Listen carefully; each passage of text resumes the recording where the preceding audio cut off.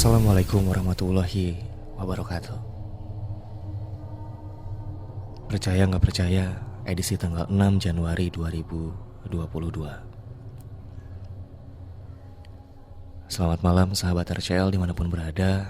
Di kesempatan malam hari ini, saya Aska Perdana akan membacakan cerita pertama Percaya nggak percaya yang telah tim Percaya nggak percaya rangkum dari salah satu thread yang sedang ramai di sosial media Twitter.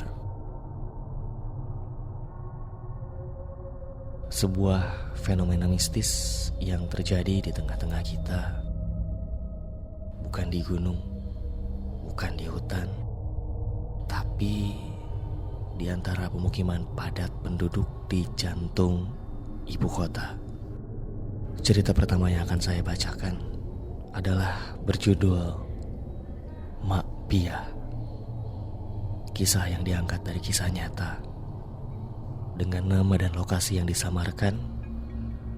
Dan inilah Percaya nggak percaya selengkapnya.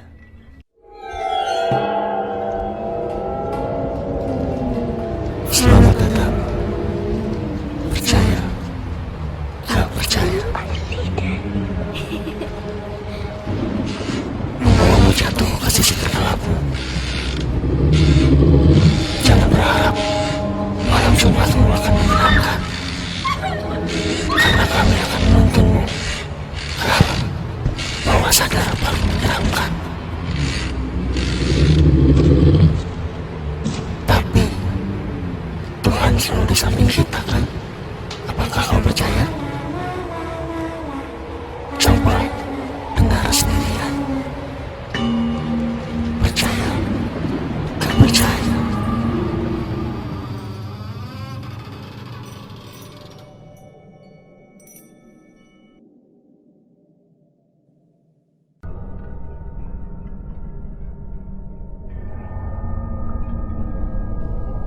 Hari itu adalah hari pertama Sugeng dan keluarga kecilnya menghuni sebuah kontrakan yang berada di lingkungan yang sangat padat di ibu kota. Kontrakan itu adalah milik sepasang suami istri yang tinggal masih di sekitar yang sama. Kontrakan yang terletak di tepi jalan kampung yang sempit dengan penduduk yang sangat padat dan juga ramai, yang memang sudah menjadi ciri khas di kota ini. Lokasinya berada di area langganan banjir, karena letaknya hanya beberapa puluh meter dari sungai yang terkenal sering meluap saat hujan tiba. Bangunan kontrakan itu terdiri dari 2 lantai, dibagi menjadi 4 unit kamar kontrakan. Jadi masing-masing lantai terdiri dari 2 kamar, 2 unit kamar di atas dan 2 unit kamar di bawah. Karena berada di wilayah yang sangat padat, masing-masing kamar berdesain sangat sederhana yang terdiri dari ruang depan, kamar, dapur, dan kamar mandi. Semua berjajar dari depan ke belakang. Ya, lumayan sempit lah. 2 kamar di atas masih kosong, belum ada yang menempati. Sedangkan 2 kamar di bawah diisi oleh keluarga Sugeng, dan yang di sampingnya diisi oleh sepasang suami istri yang baru menikah. Tadinya Sugeng ingin menempati salah satu kamar yang ada di atas. Jadi kalau tiba-tiba waktunya banjir datang, keluarganya tak perlu repot-repot mengungsi atau memindahkan barang-barang. Tapi niatnya diurungkan, karena posisi tangga yang curam, dia takut nanti malah membahayakan untuk anaknya, Faris, yang baru berusia 2 tahun. Sebenarnya Sugeng tidak terlalu sreg dengan kamar kontrakan itu. Tapi kondisi ekonomi yang belum mampu, akhirnya Sugeng dan keluarga memutuskan untuk mengontrak di tempat tersebut. Lagi pula harga sewa kontrakan itu tergolong murah, dan lokasinya juga tidak terlalu jauh dari tempat kerjanya saat ini.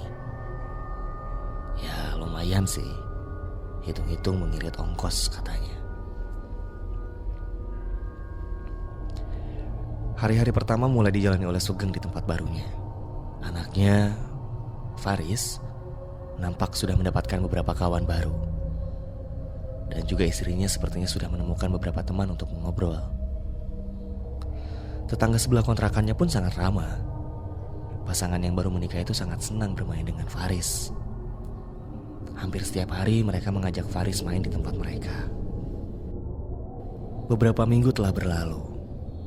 Kini Sugeng mulai terbiasa dengan lingkungan barunya.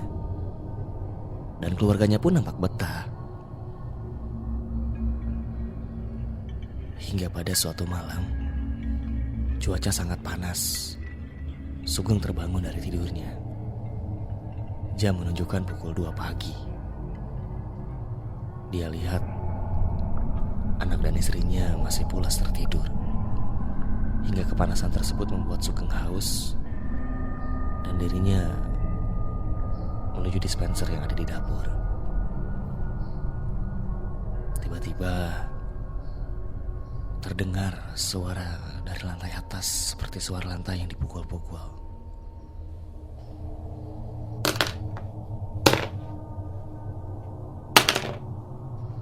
Sugeng terdiam sambil menyimak dan suara itu tiba-tiba hilang. Dia kembali melangkah dan suara itu terdengar lagi. Sugeng memandang ke arah langit-langit kamar. Suara itu persis berasal dari kamar atas, tepat di atas dia berdiri saat ini. Hingga istrinya pun terbangun, lalu bertanya, "Suara apa itu, Mas? Kayaknya di kamar atas deh." "Hah, paling tikus." Tapi tiba-tiba terdengar suara yang keras seperti benda yang terbanting. Sontak saja Sugeng dan istrinya kaget. Bahkan Faris terbangun lalu menangis. Faris yang menangis langsung digendong oleh ibunya untuk menenangkannya. "Coba lihat deh, Mas. Takutnya ada maling yang lewat dari atas." Akhirnya Sugeng mengambil senter dan tongkat kayu, lalu bergegas keluar kamar untuk mencari tahu. Perlahan-lahan dia menanya.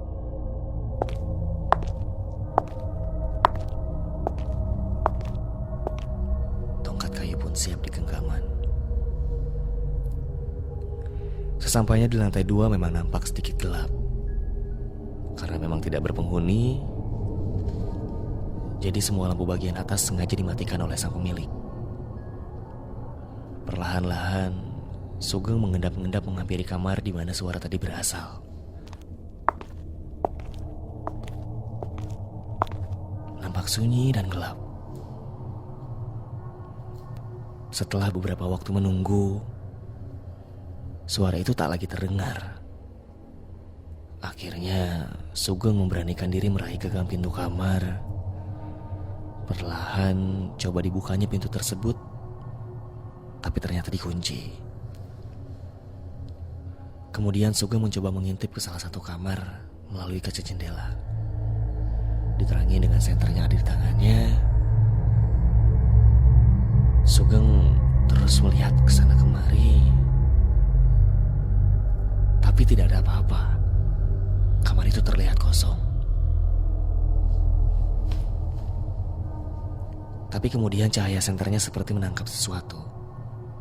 Terlihat seperti sebuah lemari kayu kecil rubuh tergeletak di dalam. Posisi lemari itu ada di bagian tengah bagian kamar tidur, tapi terhalang sekat pemisah antara ruang depan dan ruang tidur. Sugeng pun penasaran. Dirinya mencoba melihat lebih teliti, tapi pandangannya terbatas karena hanya bisa melihat dari luar jendela, dan itu pun hanya dibantu oleh senter. Setelah yakin tidak ada yang mencurigakan, akhirnya dia kembali ke kamar.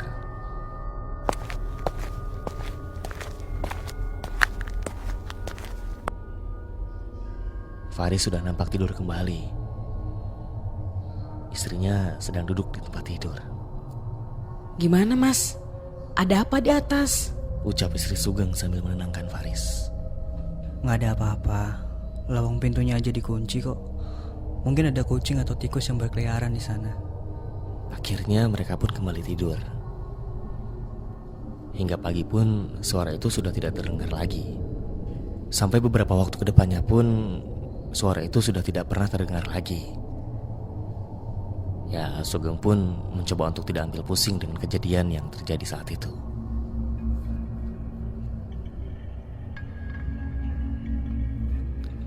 Sampai pada suatu hari, istrinya melaporkan bahwa persis di atas kamar mandi seperti ada tetesan air yang berasal dari atas.